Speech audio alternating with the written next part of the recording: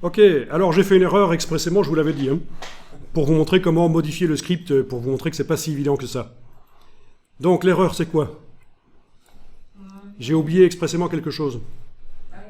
Bon, qu'on peut faire ici, hein, mais j'ai oublié sur le groupe du dessus de mettre un masque de fusion parce que le groupe du dessus, si vous vous souvenez de l'image du personnage de la fois passée, il n'y avait que la bouche qui apparaissait. Le groupe du dessus, c'était juste pour une partie du sujet qui devait être différente au niveau du réglage seuil, etc. Et donc, il y a nécessité d'avoir un masque de fusion. Ben, on va modifier ça. Voilà. Donc, allez-y, vous allez faire la même chose que moi. Vous allez activer le groupe du dessus. Pour pouvoir mettre un masque de fusion sur lui, il faut qu'il soit affiché, donc vous allez l'afficher. OK. Ensuite, on va ajouter un masque de fusion qui masque tout, donc un masque rempli de noir. Soit il faut aller... Attendez un peu. Oui. Et là, il va falloir que j'enregistre à ce moment-là. Vous cliquez sur le bouton enregistrer. D'accord ?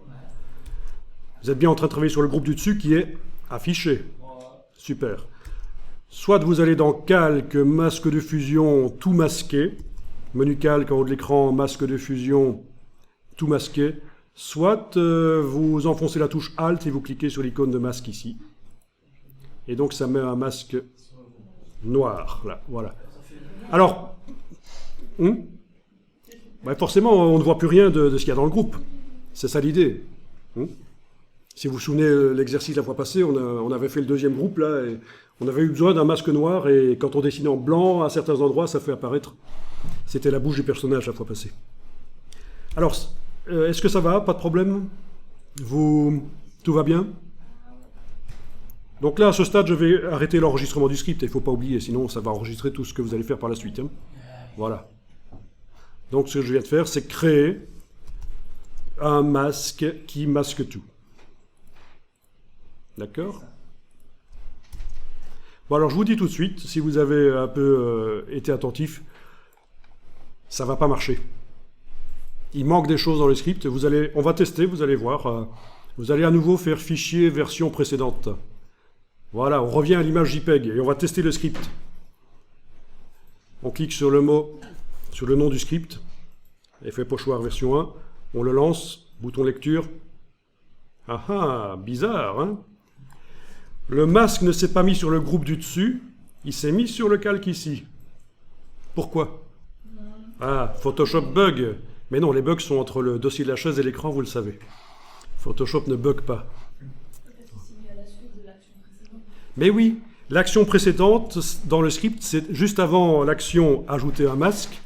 L'action précédente, c'était sélectionner le calque 2. Voilà. Sélectionner le calque 2, et le calque 2, ben, c'est bien sur celui-là qu'il a mis le masque. Donc voilà, c'est foireux. On va jeter le masque ici à la corbeille. Donc juste le masque. Hein.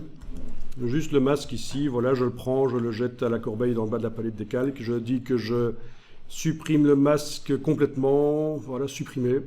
Ok, il n'y a plus de masque là.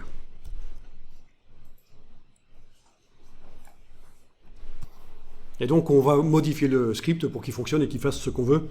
C'est-à-dire mettre un masque sur le groupe du dessus, mais le garder non affiché. Pas affiché.